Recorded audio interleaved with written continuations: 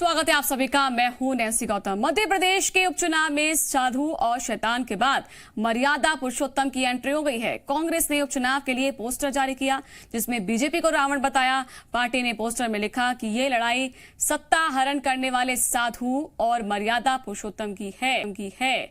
यही नहीं, कांग्रेस ने हैशटैग में भी मैं भी बनूंगा मर्यादा पुरुषोत्तम कैंपेन की शुरुआत की है। तो देखिए, एक के बाद एक नई लड़ाई का जो जरिया है किस तरह से दिखाई दे रहा है। सोशल मीडिया के जरिए भी यहाँ पर युद्ध छिड़ा हुआ है। ये पोस्टर वॉर में अब आप देखिए कौन किससे आगे निकलता है, ये तो जनता ही तय करेगी। लेकिन यहाँ एक दूसरे पर कटाक्ष करने का एक भी मौका दोनों पार्टियों में से कोई भी एक दूसरे पर नहीं छोड़ते हैं। अक्सर आपने देखा होगा, बीजेपी कुछ अगर ऐसा कुछ लाती है तो वहीं पर कांग्रेस की ओर से कटाक्ष आता है। कांग्रेस की ओर से कोई भी पोस्टर सामने आता है तो उस पर कटाक्ष बीजेपी की ओर से होता है। तो यहाँ पर देख सकते हैं उपचुनाव के लिए पोस्टर यहाँ पर जारी किया गया जिसमें सत्ता हरण करने वाले को साधु और मर्यादा पुरुषोत्तम बना दिया यहाँ पर कमलनाथ को। और इस पर ज्यादा जानकारी देने के लिए प्रमोद शर्मा हमारे साथ भोपाल से जुड़ चुके हैं और ग्वालियर से शैलेंद्र हमारे साथ जुड़ चुके हैं। एक एक करके दोनों के पास चलते हैं। प्रमोद, पहले मैं आपके पास आ रही हूँ। ये पोस्टर सामने आया, पोस्टर के जरिए जो पढ़ने में दिखाई दिया वो साफ तौर पर कटाक्ष था। भाई देखिए, हम क्या हैं और आप क्या हैं बताने की कोशिश हुई है। ये एक पलटवार भी है क्योंकि बीजेपी ने पहले बताया था साधु कौन है और शैतान कौन है। इसी का बदला कांग्रेस की ओर से समझे ये। बिल्कुल साफ तौर पर देखिए, प्रदेश की सियासत में पिछले कुछ दिनों से ये अभियान देखने को मिल रहे हैं और ये लगातार वायरल भी हो रहे हैं। अब ऐसे में देखिए, पहले बीजेपी की तरफ से साधु और शैतान को लेकर बीजेपी ने अभियान छेड़ा। लगातार उसका देखिए व्यापक सोशल मीडिया पर प्रचार भी किया गया। अब कांग्रेस अभियान चला रही और कमलनाथ को साफ तौर पर इस अभियान का कर्णधार बताती नजर आई है। देखिए, मालवा से इसकी शुरुआत हुई है। मालवा में अहम सीटें हैं और वहां पर देखिए पिछले 2018 यदि हम विधानसभा चुनाव की बात करें तो मालवांचल से, मालवा क्षेत्र से काफ़ी ज़्यादा सीटें आई थी। और ग्वालियर की बात करें तो कांग्रेस के खाते में वहाँ से ज़्यादा सीटें आई थी। ऐसे में उपचुनाव हैं वो दोनों ही जगह ज़्यादा सीटें हैं, तो कांग्रेस का निशान लगातार बीजेपी पर है और दोनों ही जगह बीजेपी फायदा लेना चाहती है। यही वजह है कि अब लगातार बीजेपी को घेरने में कांग्रेस जुटी हुई है। देखिए, इस अभियान के जरिए जो पिछले दिनों कमलनाथ सरकार गिर जाती है और जो घटनाक्रम हुआ वो फिर से जनता के जहन में लाने के लिए कांग्रेस ने ये पूरा अभियान छेड़ा है और मतदाताओं को बताने के लिए कि किस तरीके से उनकी जो जनमत की सरकार कांग्रेस बता रही है कि हमारी जनमत की सरकार थी उसे बीजेपी ने खरीद कर गिराया है, अब वो फिर से जनता के जहन में बना रहे और उपचुनाव में कांग्रेस को इसका फायदा मिले। यही वजह है कि अभियान कांग्रेस की तरफ से छेड़ा गया है और उपचुनाव में कांग्रेस इसका लाभ लेना चाहती है। लाभ किसको मिलेगा वो तो आने वाला वक्त बताएगा। लेकिन शैलेंद्र, सत्ता हरण, ये लगातार जो है आरोप दिखाई दे रहा है कि भाई आपने सत्ता को छीना है। आपने खुद सत्ता पर नहीं आए थे, जनता ने नहीं आपको बिठाया था, आपने किस तरह से इसको तोड़ा, फिर आप सरकार बनाई। ये आरोप है इसके जरिए सत्ता हरण करने वाले साधु। साथ ही पुरुषोत्तम, मर्यादा पुरुषोत्तम की जब बात होती है तो राम का जिक्र आता है और राम के जरिए क्या अब यहाँ पर कांग्रेस कोशिश कर रही है कि भाई बीजेपी इस पर पॉलिटिक्स करती आई है तो हम भी अब आगे बढ़े। देखिए, बिल्कुल आपने ठीक कहा। जिस तरीके से मध्य प्रदेश में सियासत मार्च में जब गरमाई थी और उस समय कमलनाथ की सरकार गिर गई, उसके बाद लगातार जो कमलनाथ की बात करें या दूसरे बड़े नेताओं की बात करें, जब भी कोई सभा हो रही है वो हमेशा एक बात करके कहते हैं कि जनमत की सरकार को इन्होंने धनबल से खरीदा है, यानी वोट की सरकार को नोट से बदला गया है। ये आरोप जो है वो कांग्रेस हमेशा लगाती रही है। अब उसके मायने थोड़े से अलग से बदल कर रख दिए उन्होंने कि जिस तरीके से उन्होंने कहा है कि एक साधु ने जो हरण किया और मर्यादा पुरुषोत्तम मैं बनूंगा, यानी कहीं ना कहीं ये जो लड़ाई है वो अब सत्ता की लड़ाई, जो अलग अलग तरह की उपमाएं हैं उनके जरिए एक दूसरे पर निशाना साधा जा रहा है। कभी कोई किसी को साधु कहता है, कभी कोई किसी को शैतान कहता है, तो कभी कोई अपने आप को टाइगर बताता है, तो अब मर्यादा पुरुषोत्तम बताने की बात चल पड़ी है। यानी कहीं ना कहीं इस कैंपेन के जरिए कांग्रेस से जताने की कोशिश कर रही है कि जिस तरीके से मर्यादा पुरुषोत्तम श्री राम के साथ वनवास जब वो गए थे तब उनका सीता का हरण हो गया था, लेकिन अंत में जो लंका पर विजय पाई थी वो श्री राम ने पाई थी। लेकिन वो सब इसलिए पाई थी कि वो सत्य की राह पर थे। यही कारण है कि सारे लोग उनके साथ थे और वो मर्यादा पुरुषोत्तम भगवान प्रभु श्री राम जो है मर्यादा पुरुषोत्तम कहलाए। यही कारण है कि अब कांग्रेस भी उसी राह पर चल रही है, क्योंकि जनता ने उनको जनमत दिया था, जनता की दम पर उनकी सरकार बनी थी। बीजेपी को सत्ता से 15 साल बाद बाहर किया था, लेकिन जो जिस तरीके से सत्ता का हरण किया गया है, भले ही वो नोट के माध्यम से आरोप हो या फिर दूसरे माध्यमों से, लेकिन कहीं ना कहीं सत्ता का हरण हुआ है और अब मर्यादा पुरुषोत्तम बनने की कोशिश जो है वो जनता की नज़र में की जा रही है, क्योंकि उन्हें मालूम है कि विकास के मुद्दे इस बार के जो उपचुनाव हैं उसमें गौड़ हैं। यदि आप विकास की बात करेंगे तो 15 महीने वर्सेस 15 साल की बात होने लगती है। बीजेपी 15 महीने की बात करती है क्योंकि और ये लोग 15 साल की बात करते हैं। लेकिन सबसे अहम मुद्दा जो है, जो कांग्रेस ने शुरू में ही नारा दिया था कि टिकाऊ वर्सेस बिकाऊ। ठीक है, मैं शैलेंद्र आपके पास आती हूँ। राकेश हमारे साथ जुड़ चुके हैं कांग्रेस की ओर से, सीधा हम उनसे बात करते हैं, फिर आप दोनों के पास आती हूँ। स्वागत है राकेश जी आपका। मध्य प्रदेश छत्तीसगढ़ में उपचुनाव में पोस्टर वॉर अब शुरुआत हो गई है इसकी। एक तरफ बीजेपी बताती है साधु शैतान कौन है, कांग्रेस की ओर से भी इस पर पलटवार हो जाता है। अब बताया जा रहा है कि भाई कौन है मर्यादा पुरुषोत्तम और कौन है सत्ता हरण करने वाले साधु। देखिए, ये भारतीय जनता पार्टी ने जो विज्ञापन देना शुरू की है और वहाँ लोगों को भ्रम में डाला कि साधु और शैतान, और ये प्रदर्शित करने की कोशिश की कि जो 15 महीने का कार्यकाल है उसमें और ये 6 महीने के कार्यकाल में तुलना करी साधु को शिवराज सिंह चौहान को बताकर। लेकिन ये बहुत स्पष्ट है कि ये वो साधु हैं जिन्होंने सत्ता का हरण करा है पिछले दरवाजे। पिछले 15 साल का कार्यकाल इनका देखें तो हजारों किसानों ने आत्महत्या की है, युवाओं को रोजगार नहीं मिला है, व्यापम का इतना बड़ा घोटाला है, और ये सारी बातें होने के बाद अपने आप को साधु कहना और लोगों को भ्रम में डालना, उस भ्रम का पर्दाफाश किया है आज। और जो पूर्व मुख्यमंत्री कमलनाथ जी, वो एक मर्यादा के अंतर्गत आचरण करने वाले हैं। उन्होंने जनता की सेवा की है, जनता की जितनी भी उम्मीदें थी उनसे पूरी हो रही थी। वो चुनी हुई सरकार को अगर इन्होंने गिराया है तो निश्चित तौर पर सत्ता का हरण ही कहलाएगा। सत्ता का हरण करने वाले को क्या कहते हैं, इतिहास में उनका नाम दर्ज है। तो सीधे तौर पर देखा जाए तो ये बदला ही है ना। उन्होंने साधु शैतान से तुलना कर दी, तो आपने यहाँ पे बता दिया सत्ता हरण करने वाला कौन साधु है। हमने कहा करी है, उन्होंने साधु और शैतान बोला है, तो साधु उन्होंने शिवराज जी को बताया, शैतान किसको बता रहे हैं? शैतान शायद ज्योतिरादित्य सिंधिया को बता रहे हैं। ये उनकी आपसी लड़ाई है। जो 25 लोग चुनाव लड़ना चाहते थे बीजेपी से, उन स्थानों पर बाकी कांग्रेस ही और चुनाव लड़ रहे हैं। तो ये जुबानी जंग ही जो है अब जिताएगी क्या?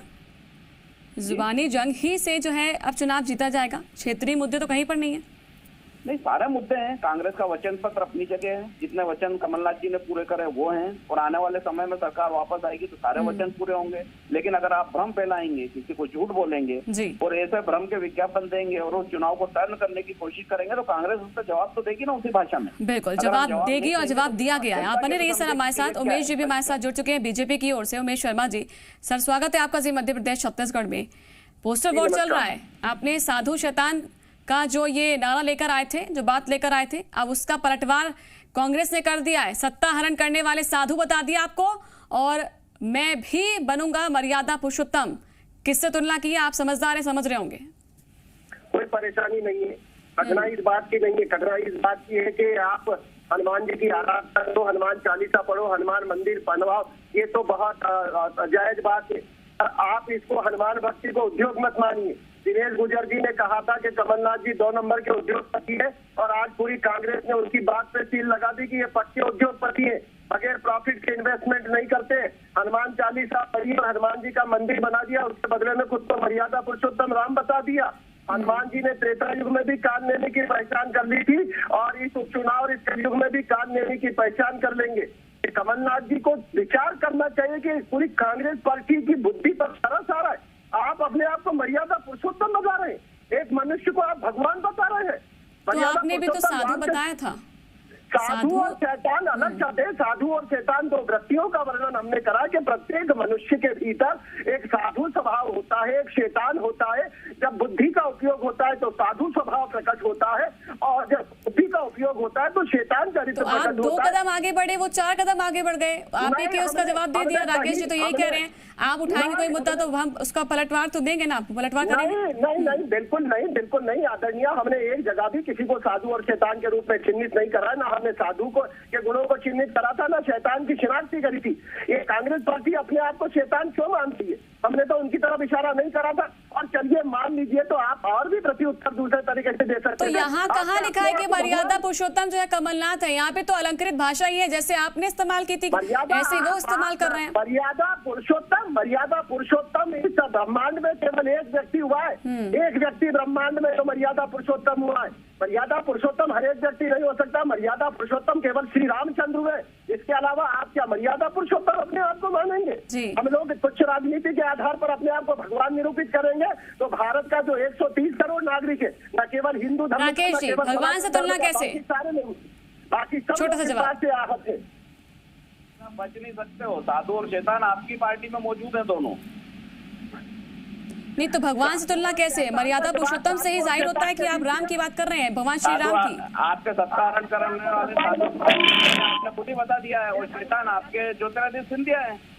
वो तो आप खुद ही साबित कर रहे हैं आपका विज्ञापन। चलिए, आप यहाँ पर भी लड़ रहे हैं, पोस्टर वॉर में भी लड़ रहे हैं। उम्मीद हम ये करते हैं कि आप क्षेत्रीय मुद्दों पर लड़ें, उस पर एक दूसरे को घेरें। शुक्रिया आप दोनों का हमारे साथ जुड़ने के लिए, उमेश जी और राकेश जी। लगातार मेरे सहयोगी बने हुए हैं, तमाम जानकारी दे रहे हैं और बताते जा रहे हैं कि जमीनी हकीकत क्या है। बीजेपी के यहाँ बता दें आपको, मैं भी शिवराज कैंपेन से बीजेपी के दिग्गज नेता तो जुड़े नहीं, बीजेपी प्रत्याशी ने भी अपनी प्रोफाइल नहीं बदली है। जिस पर कांग्रेस ने हमला करते हुए कहा बीजेपी प्रत्याशी को भी शिवराज स्वीकार नहीं है। कांग्रेस ने कहा कि कई मंत्री भी शिवराज को नेता नहीं मान रहे। वहीं पर बीजेपी ने बचाव करते हुए कहा कि इस कैंपेन का बीजेपी ने प्रचार नहीं किया, जानकारी ना हो तो ऐसा हुआ है, जानकारी उनके पास नहीं होगी। बीजेपी ने अभियान को सफल बता दिया है।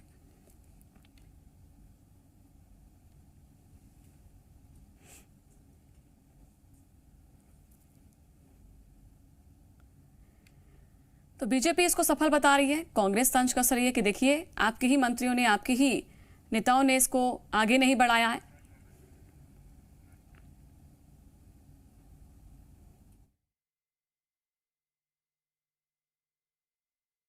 आज अगर आप भारतीय जनता पार्टी का कोई कैंपेन हो रहा है, उसमें सिंधिया को कोई जगह नहीं है।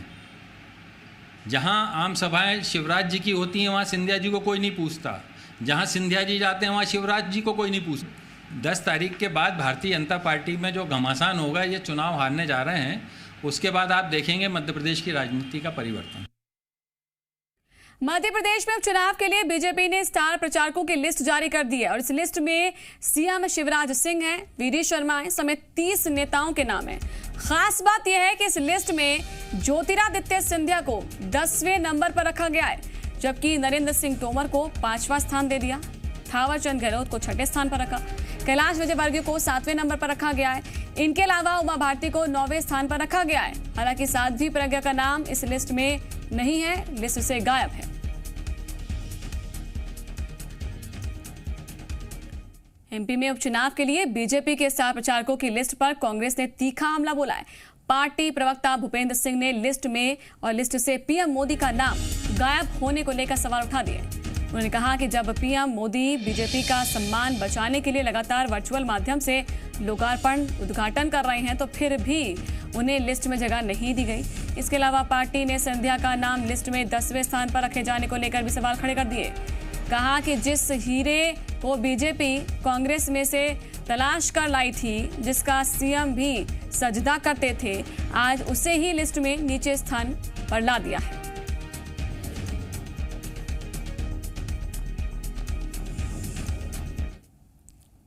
प्रधानमंत्री आदरणीय मोदी जी को स्टार प्रचारक नहीं मानती, वो सूची से गायब हैं, जबकि उनका नाम सबसे पहले और सबसे ऊपर होना चाहिए। आज भारतीय जनता पार्टी की मध्य प्रदेश में इज्जत बचाने के लिए सबसे ज़्यादा वर्चुअल तो प्रधानमंत्री जी से काम करवाया जा रहा है। जिस सितारे को बड़े ढूंढ के लाए और जिसके माध्यम से सरकार गिराई और जिसका बार बार जो है सजदा करके एहसान मध्य प्रदेश की भाजपा और मुख्यमंत्री जी मानते हैं कि जे ना होते तो सरकार न बनती, उन सिंधिया को भी 10वें 15वें नंबर पर डाल रखा है स्टार समाज की प्रचारकों की सूची में। इससे लगता है कि जो आभा मंडल है सिंधिया का, वो लगभग मध्य प्रदेश में समाप्त हो गया है। बीजेपी के स्टार प्रचारकों की लिस्ट जारी हो गई है। लिस्ट में पीएम मोदी, अमित शाह का नाम ना होने पर कांग्रेस ने हमला किया है। बिहार चुनाव में सब जा रहे हैं, लेकिन एमपी कोई नहीं आ रहा। वो हारी हुई सीट पर नहीं आना चाहते। वहीं पर बीजेपी ने कहा कि पहले की परंपरा के आधार पर लिस्ट तैयार है, अब कांग्रेस खत्म हो चुकी है। कांग्रेस पार्टी जिस तरीके से सोचती उसी तरीके से विश्लेषण करती। कांग्रेस पार्टी में होर्डिंग पर, बैनर पर, सूची में नाम और नंबर के आधार पर नेताओं के कद और पद तय होते हैं, और भारतीय जनता पार्टी के संगठन में अलग परंपरा है। तो कांग्रेस स्वतंत्र अपने आधार पर विश्लेषण करने के लिए, भारतीय जनता पार्टी का लक्ष्य बहुत स्पष्ट है कि जो नियम कायदा प्रक्रिया थी, चुनाव आयोग ने कोई वरिष्ठता निर्धारित थोड़ी करी, कांग्रेस निर्धारण कर रही है संख्या के आधार पर कि कौन किस नंबर पर है। तो ये कांग्रेस पार्टी की सोच, कांग्रेस पार्टी को मुबारक हो। भोपाल का रुख करेंगे, प्रमोद शर्मा हमारे साथ बने हुए हैं। प्रमोद, यहाँ पर जो ये प्रचारकों की लिस्ट आई है, 30 नाम है, इसमें 10वें नंबर पर ज्योतिरादित्य सिंधिया को रख दिया गया। कांग्रेस ने तुरंत निशाना साध दिया है। मोदी और शाह ये जोड़ी नहीं दिखाई देगी, इसको लेकर भी निशाना साध रहे हैं। बिल्कुल, देखिए साफ तौर पर पहले बीजेपी के जो शिवराज के जो रथ निकले, रथ में सिंधिया गायब थे, सिंधिया नहीं दिखे। और इसके बाद साफ तौर पर देखिए बीजेपी की तरफ से जो स्टार प्रचारकों की लिस्ट जारी की गई, उसमें सिंधिया 10वें नंबर पर है।